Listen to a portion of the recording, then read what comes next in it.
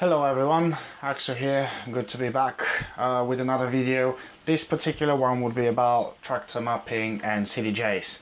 A few months back I posted a video about the mapping that I used to give the CDJ 400's functionality close to the flagship Nexuses and Nexus 2s. And a lot of you have asked me to do an explanation of the mapping, how it works, how to install it, and all that kind of geek stuff really. So without further ado, let's dive right into it.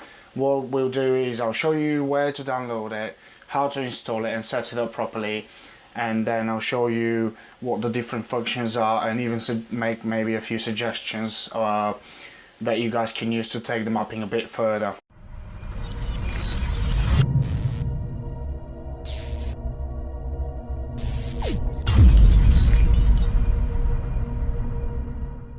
So before I show you guys how to download and install the mapping, let me put everything into context. I run 3 CDJ 400s and I use the same mapping to set all 3 of them up. And the only difference is in the settings where I tell what unit actually controls what virtual deck in Traktor. Just to give you an example, let's jump into my Traktor screen. So if we go to my preferences, a control manager, over here in devices you can see that I have 3 individual decks, so A, C and D. The reason I run this as deck D is because I want to run it on channel 4 and then use channel 3 for my machine usually. It just makes sense for me that way, but you can set it up whichever way you want really. So at the moment I have this deck set up, but let's just disable it just to show you guys. Oh, that's usually actually deck D, but let's just disable it and we'll download the file and install it freshly so that you guys can see how the setup happens. So in order to download the file, you need to go to my website, which is AKSOofficial.com. And this is my new website, which I'm actually quite excited to share with you guys. So if you go to downloads and then tractor mappings, you can see that there's a button, and if you click on there it will take you to the link where you can download the file. So let's just download it anywhere. I choose to do it on the desktop. Close that, and then this is the TSI file that we'll be working with. So the installation is actually quite straightforward. So to do so, we go back to preferences, a control manager, and if we go to devices we can import a TSI file, and this can be any file really. So we go all the way down to import other, and then go to the folder where we've downloaded the file. So for me that's the desktop. Click on the TSI file that I want to install and open it, and you can see that automatically it adds it. So this now adds it as deck A, just because that's how that's the file that I will upload it. But you can change that to anything. So for the purposes of this video, let's just call this test. Okay, and you do that by going to edit and edit comment, by the way. So you can see that now this is called test. Now in order to actually assign this TSI file to a particular deck, you have to choose which one you want this to control. So if we go to CDJ 403, I know that this is my deck D, and then assign deck D there. So now I know that this TSI file is assigned to this particular unit, and then it controls virtual deck D. So this is it. This is really as easy as it is. And now I can now you see on the screen that I can choose any file, and then it loads it onto my deck D. So It's now ready to use. Let's load the file, and I'll walk you guys through the features real quick. So I'll make it quite simple, or at least try to, and start from the left hand side of the unit and move towards to the right. So the first button that I mapped is the toggle browse button, and you can see how it changes on the screen. So this is the text mode or utility mode button on the CDJ, and this would allow you to actually toggle between your players and your browser screen and be able to choose any file and then go back to your play mode so you can see what's happening. Just below that, if we go a bit further down, you see the direction button. Now in Traktor, this button is usually not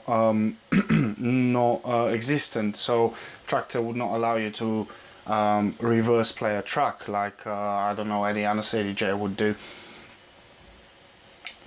So I decided to map this to my snap feature, and what this allows me to do is every time I assign a loop or a hot cue, this would actually snap to the grid that I've assigned on the track. So if we choose a track that I haven't assigned a hot cue to yet, so I have this track, so you can see now if I scroll there, I can click 1, click 2 and click 3, and you can see that in all 3 instances it actually snapped to the grid. So that's quite useful if you want to obviously do hot cues on the fly or something like that, and then you wouldn't have to worry about timing, provided that your beat rate is correct. Of course, if you want to do something a bit offbeat, let's say an acapella, you can always disable the snap feature and just do it in sort of like in the middle of your beat or whatever. Let's say you wanted to grab the snare or hi-hat or whatever, you can always do that by disabling this function. An interesting feature of these 2 buttons, actually, that's the browse button and the snap button, is that they would work across all CDJs. So if I click the snap function on one CDJ, it would illuminate on all 3 CDJs, and this will let you know what's happening at all times. And also, if you enable the browse screen on this CDJ, deck D for example, you can disable it and re-enable it on any of the other decks that you're using. So when you move a bit to the right, that's where it gets interesting. So you get this old effects section that probably no one uses anymore. So I decided to assign these buttons to the hot cues, and the good thing about them is that they actually have lights on them as well. So this would actually show me when I have a hot cue to the bank that I've assigned them to. So at the moment you can see that all 3 of them have hot cues because we assigned them, but if I delete them all, see I'm not sure if you can see that properly, but the lights are actually gone. So this very easily allows me to see in the middle of my mix where I have an available hot cue if I need it for whatever reason. Let's say again I wanted to grab an acapella and I wanted to do that, I can see that in an instance. If we move a bit further to the right, there's the old hold button for the effects. So I've mapped this, you can see on the screen that I've mapped that to flux on and off, so it's a toggle button. And I also have mapped a dual function on it, which I use modifiers to do that. So mentioning the modifiers, a bit further to the right again, the old memory and delete button actually is like a shift button or a modifier in Traktor language. So let's say I've assigned a hot cue and then I want to delete it, but I don't want to stop the track, I don't want to touch my laptop at all. So what I do is I just press the modifier and I delete that hot cue without actually having to stop the track or without influencing playback at any point or at all really. So let's say I've assigned 3 hot cues and I want to delete all of them, not a problem, the track carries on playing. So let's actually maybe, oh there you go, let's actually maybe play something so you can see assigning and playback as well. So this is the important thing that I wanted to mention. This is what I wanted to recreate on these CDJs, is that when you press the button, if the track is stopped, it would actually start the playback, so I wouldn't have to press the hot cue and then press play. So this is a bit more like record box hot cues really. Right, so just underneath that memory toggle, sorry, not toggle, modifier button, I've decided to map the Quantize button. Now, in Rekordbox, the way Quantize works is it kind of combines the Quantize and the snap feature in Traktor. So what it does is when you have it enabled on the CDJ, it would actually let you it would actually snap a hot cue to a particular beat grid that you set up when you were preparing your track, but also it would only allow you to trigger that hot cue at a particular value, let's say 1 beat or quarter of a beat for the newer models, and you only on the last two models, so the 2000 Nexus 2 and the XDJ 1000 Mark II. These are the only two models that would allow you to do that on the fly. Otherwise, you'll have to go back to the Rekordbox software and prepare that.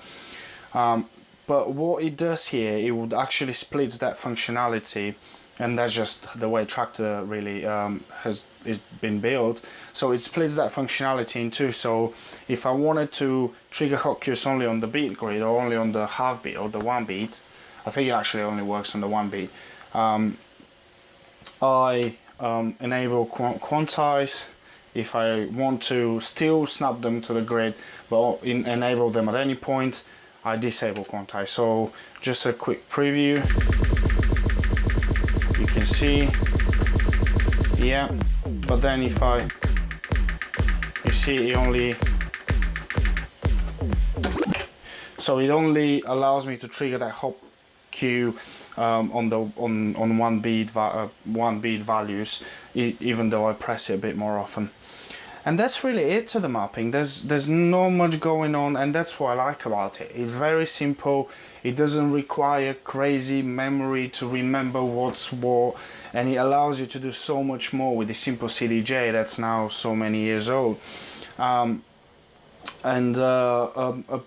few more things. Oh, one thing I didn't mention actually is that with the modifier button, again, you can press the hold button, and that will let you do an active loop. So let's say if you have a loop at the end of the track in order to extend the outro, or you want to extend the intro, and you've set up a loop, you can actually enable or disable this function, and then when it gets to that point, it will automatically start looping.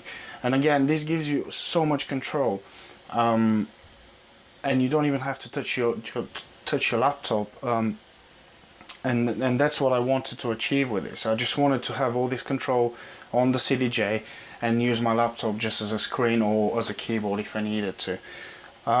Another few things that you could potentially add to this mapping is with the modifier button or without it. You can do the beat loop buttons to jump, to do a beat jump back and forth, or to jump to the next hot cue, or whatever you want really, and all the rest of the functions that are on there already you can change, and that's the good thing about software.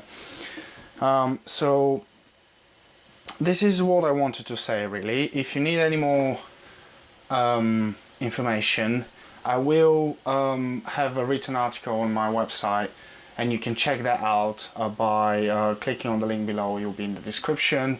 If you have any questions whatsoever or any problems with the setup, just drop me a comment or send me an email, or just contact me on social media. The links will be down there in the description again. And I hope it helps you out really. This is not a complete solution. If you want the flagship models, you have to obviously break the bank for them, and to be fair, it's worth it probably. But if you are like me and you can't afford them at the moment, but you still want to learn to DJ in a way that would allow you to then easily transition onto the bigger and the more powerful models, I think that's a very good way. for all of you Serato users, you can potentially do the same thing. I personally don't use Serato, so that's why I'm not going to talk about it, but I know it allows MIDI mapping as well. For some people that have asked me, you can do it with a MIDI controller, but as I said before, I really wanted to implement all this functionality only on the CDJs, and then I use my machine for other stuff really, finger drumming and live sequencing, and I do have a Traktor mapping for it, but yeah, I just wanted to focus on this for now. So yeah, if you have any questions at all, just drop me a line and I'll try and help you as soon as I can. I hope you guys enjoyed this. Check my new website. I hope you like that as well. And stay tuned for more stuff. Yeah, thanks very much for watching, and I'll see you soon. Bye. I know you Marvel fans like your post-credit scenes, so here you go. After I recorded the initial cut of this video, I actually decided to add another function to my mapping, which I'll share with you guys now. Remember how we talked about the modifier button and the browse toggle button? So combining the two, I've actually created a little toggle switch so that I can hide the little bottom sections of each row of decks, which shows you all the cue and grid information and all that. So let's say you've been preparing your tracks, and then you've let this open and you want to hide it. You just press the modifier button, and there you go, you've hit it, which gives you a little bit more real estate, and it gives you a cleaner screen so that you don't have to look at a lot of information and you can instantly see what's going on.